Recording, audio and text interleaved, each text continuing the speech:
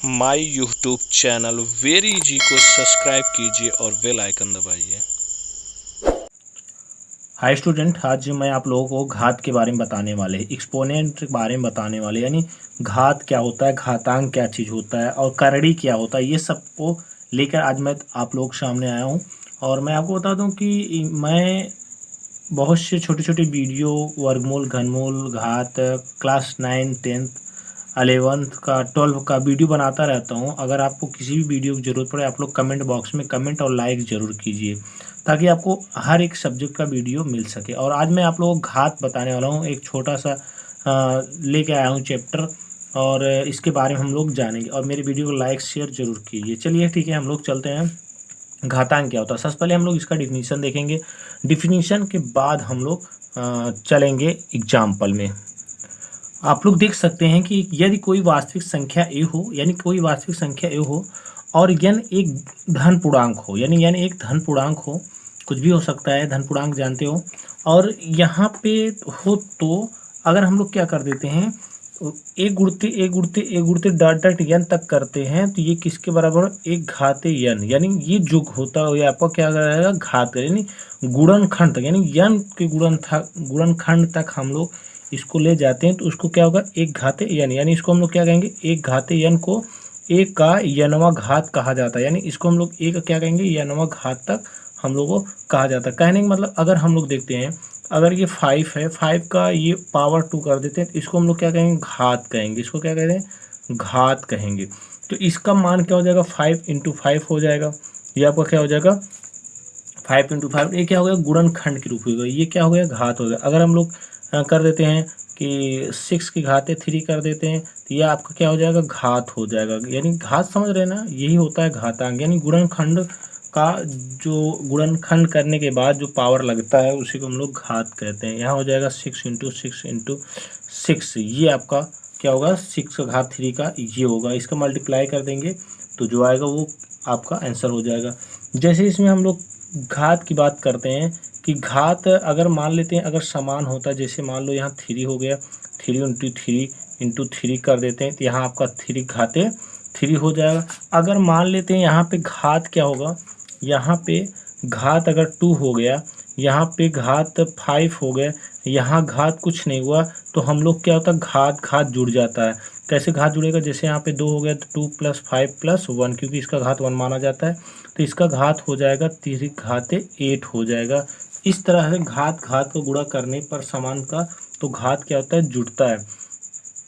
अगर भाग करने की बात करें, अगर 3 घाते 5 है और यहाँ पे 3 घाते 2 है, तब समझ लें इसका घात क्या होता है, घटता है। 5 में से 2 घट जाएगा तो इसका घात कितना होगा, 3 घाते 3 होगा।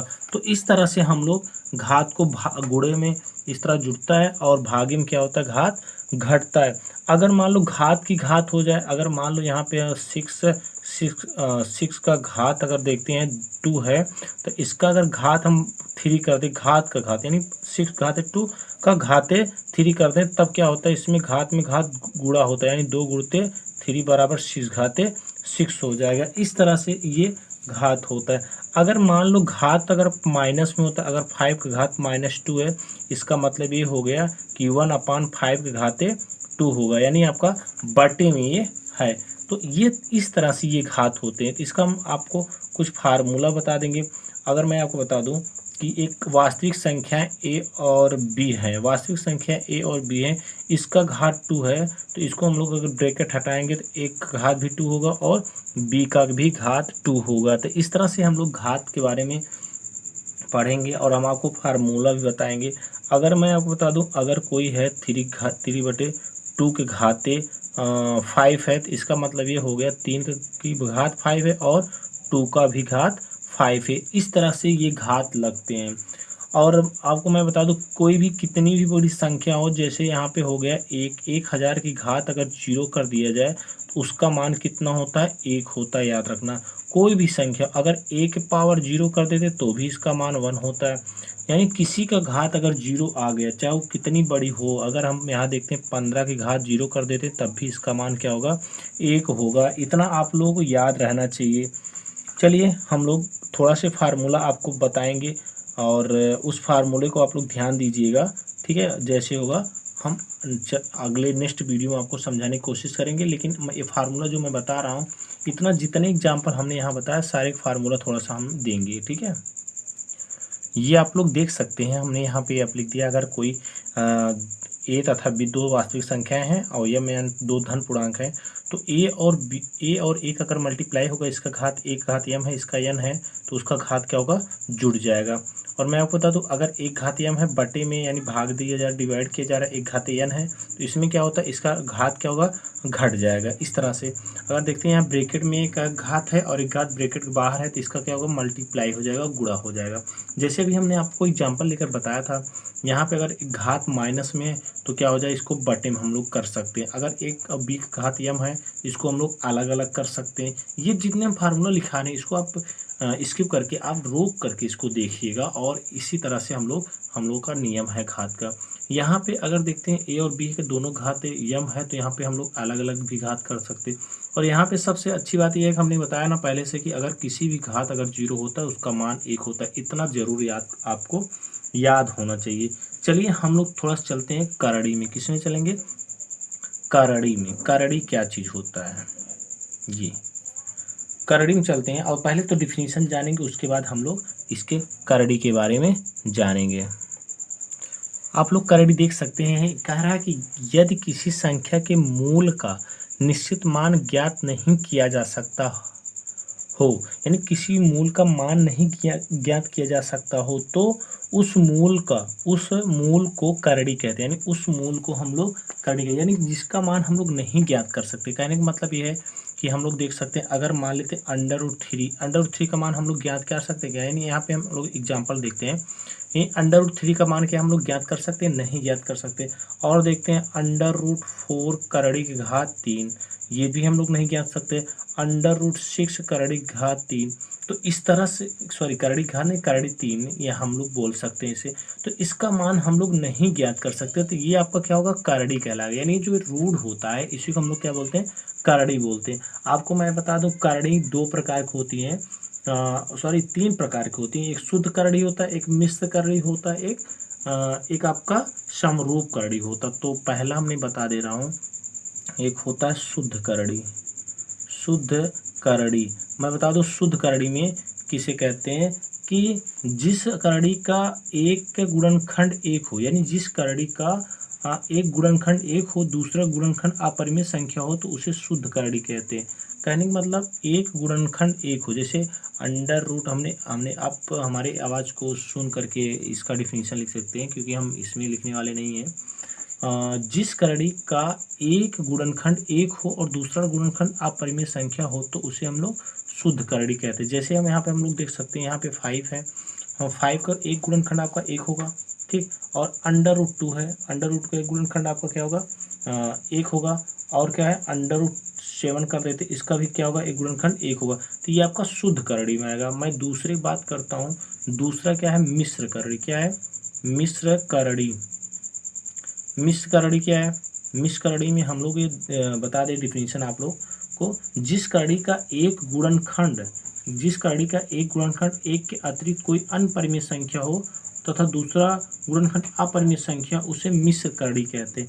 कहने का मतलब यह है कि एक संख्या आपको करड़ी परिमेय संख्या, दूसरा अपरिमेय संख्या हो, और यानी 1 के अतिरिक्त और हो, जैसे 2 अंडर रूट 2, ये आप लोग देख सकते हैं। इसको हम लोग अंदर करेंगे तो अंदर 4 हो जाएगा।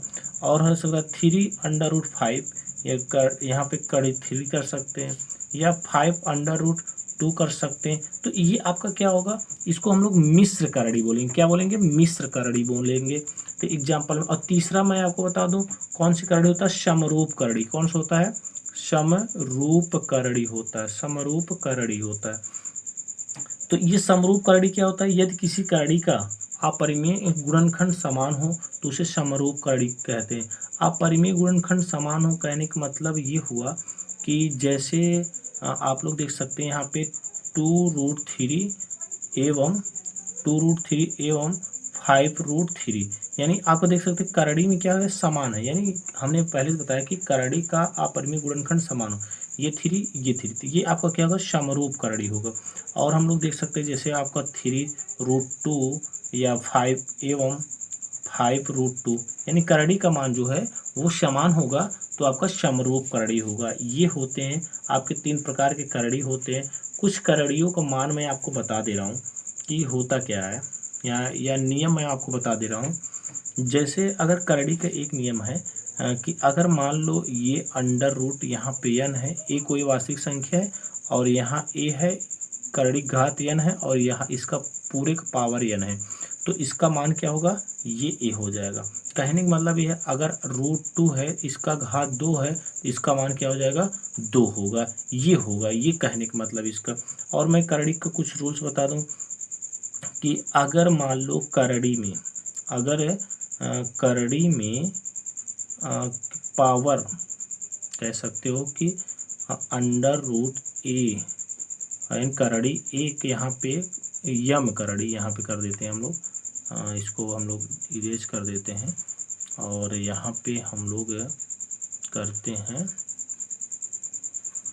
कि करड़ी यम और यहाँ पे कर देते हैं ए बी अंदर। तो इसका मतलब हम इसको अलग अलग करेंगे तो इसका यम ए का भी हो जाएगा और इंटू करड़ी यम का करड़ी यम का क्या होगा, बी, यानी दोनों का अलग अलग करड़ी ये हो जाएगा इंटू करके। एक में था, इसको हम लोग अलग अलग कर सकते हैं। तो ये कुछ रूल्स होते हैं।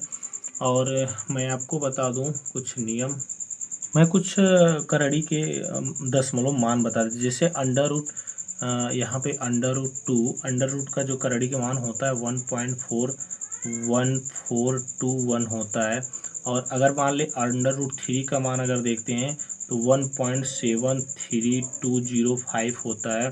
और √5 का मान मैं देखूं तो 2.23607 होता है। और अगर मैं √6 की बात करूं तो 2.44949 होता है। मैं √7 की बात करूं तो 2 × 6 4575 होता है।